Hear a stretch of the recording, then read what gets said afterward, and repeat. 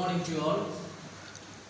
Last class I discussed about the leaf structures and different types of leaf arrangement, etc. Just for revising, I will tell you what are the arrangements I told last class. I told there are three types of arrangement, like alternative arrangement of leaf, a whole arrangement, then opposite arrangement. And today I am going to take you about venation.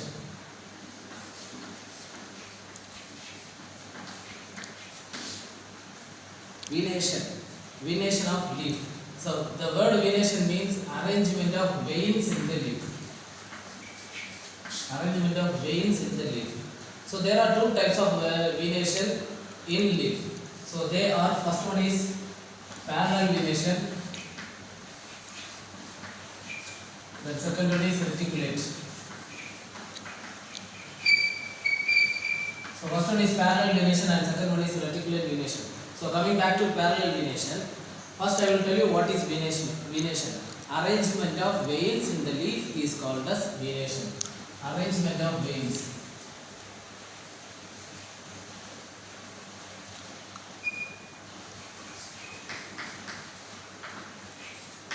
Arrangement of veins in the leaf is called as venation. So if I am taking this leaf, the center midrib is there and small parts are arranged here, and this arrangement is called as venation. Okay, according to the plant, according to the leaf, this arrangement may vary.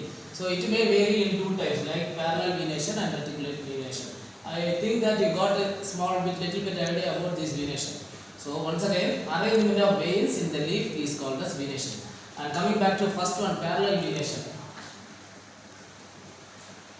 First point about parallel venation is parallel venation takes place in monocot plant. Monocot. I told you before what is monocot. Just I will revise that. If we are able to break a seed into two, example, if we are able to break a seed into two, then it is dicot.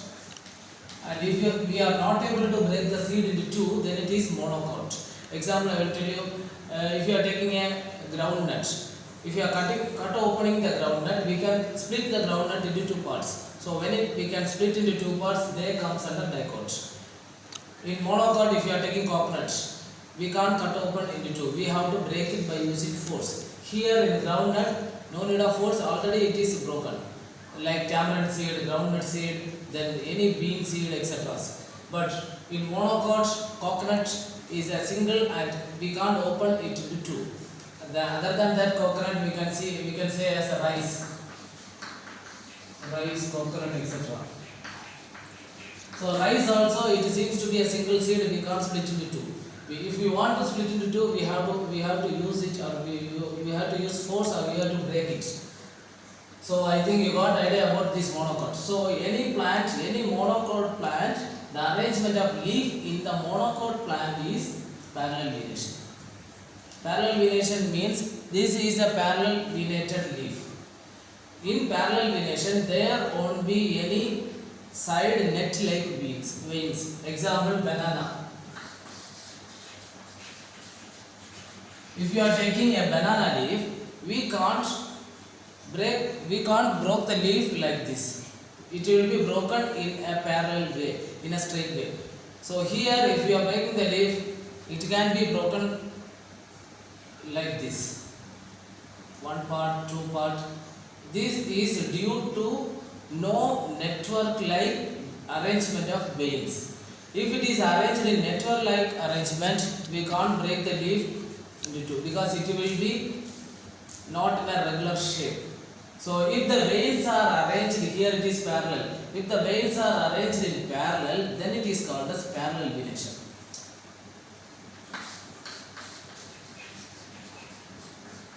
Parallel veins. So if the veins are arranged in parallel, then it is called as parallel venation. And in reticulate venation, the veins will be arranged like network. Example, if this is the leaf, okay, you have seen that jackfruit leaf or mango leaf, etc., which is fallen down. After few days, you can see the green part will be dried up, and you can see a net-like structure in the leaf. So that net-like structure is appeared due to the veins are arranged in network.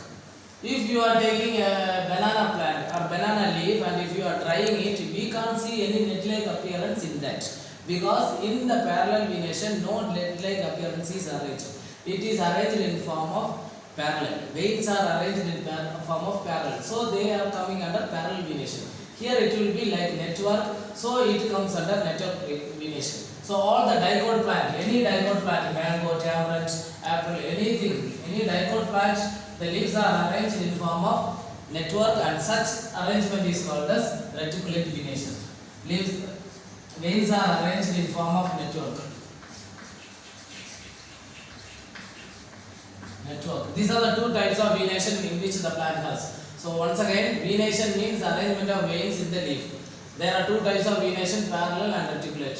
Parallel venation means veins are arranged in parallel way. There is no any other network formation. Example, monocot, and the parallel venation is mostly present in monocot plant. An example, rice, coconut, banana, etc. Reticulate venation, the veins are arranged in form of network, and the venation is present in dicot plant. Example, mango, tamarind, etc. Okay, so by this venation is over. I think you are clear, you got a little bit idea about this venation. Then coming back to function of leaves. Function of leaf. You all know that from your grade 1 you are studying that plants will make their own food. So the main function of leaf is they make their own food. They prepare food or they make food. They make food by the process of photosynthesis. This word also familiar to you. You are studying this from grade 1. Photosynthesis. So by the process of photosynthesis, plants will make their own food. What is meant by photosynthesis? Plants making their own food with the help of carbon dioxide plus water plus sunlight gives glucose plus oxygen. So I will write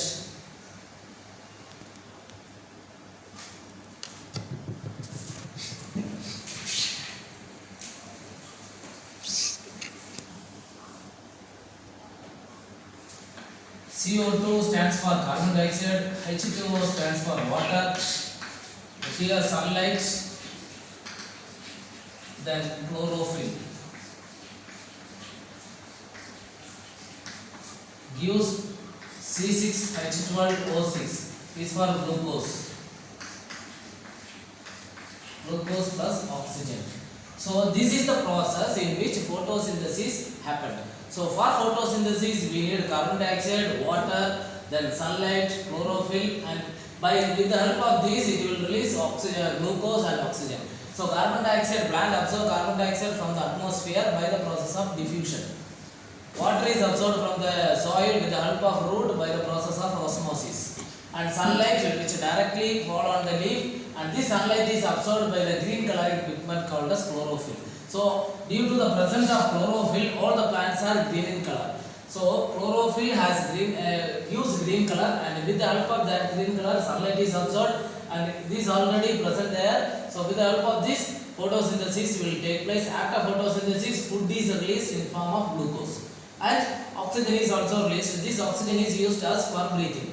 So plants will give out oxygen and we are giving out carbon dioxide. So our carbon dioxide will be used by the plants, and plant releasing oxygen will be used by us. So we have a mutual relationship with the plants. Then due to presence of chlorophyll, all the plants are green in color.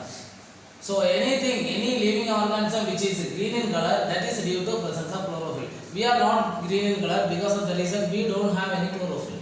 So if we have chlorophyll, we may be green in color. So I think this process is used for making food, and the main function of the leaf is making food.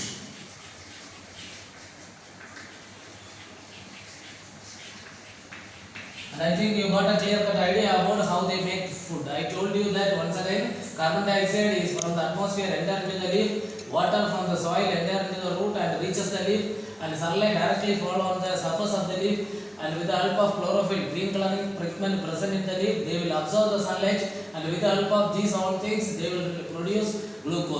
which is a form of food, and oxygen. Glucose will be used by the plant and stored in the food and which we are eating. All the plant food, any plant food if we are eating, it contains basic element is glucose. And it releases oxygen, and that oxygen is used by us for breathing. So this is the main function. One function of making plant, one function of leaf is making food.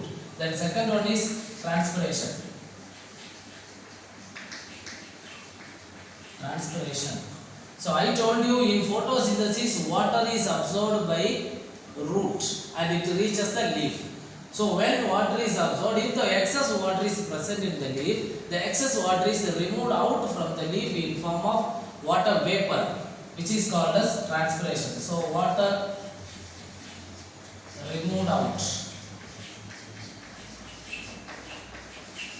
in form of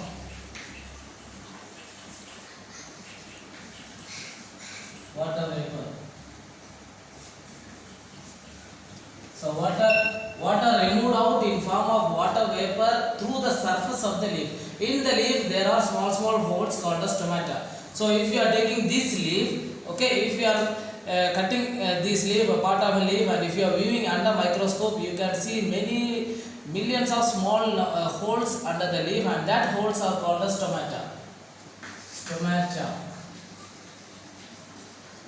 Through these holes, carbon dioxide will enter into the leaf, and through these holes, water will be removed out. So, when water reaches the plant, water will be in a liquid stage, and when it comes to the leaf, it will be staying in liquid stage, and when it comes out, this water will be changed into water vapor. So, water is removed out from the plant in the form of water vapor is called as transpiration. This water vapor will be going to the atmosphere, it changes into cloud. And this cloud will be formed and rain will be, this water will be again coming out down to the soil through rain. So a water cycle is happened due to plants. Water cycle is happened due to plant. Water cycle means water from the soil reaches the plant, and from the leaf, water from the leaf through stomata water goes out and it goes to the cloud, and from the cloud again it come back to the soil, and again it will be taken into the plant, and this will be a cycle, and so such cycle is called as water cycle. Okay, so these are the two main function of transpiration. So I think by this transpiration over, and I told you about venation, and today I will conclude this topic, and if you have any doubt in this, you can ask me when I am coming in online through Zoom app, and thank you.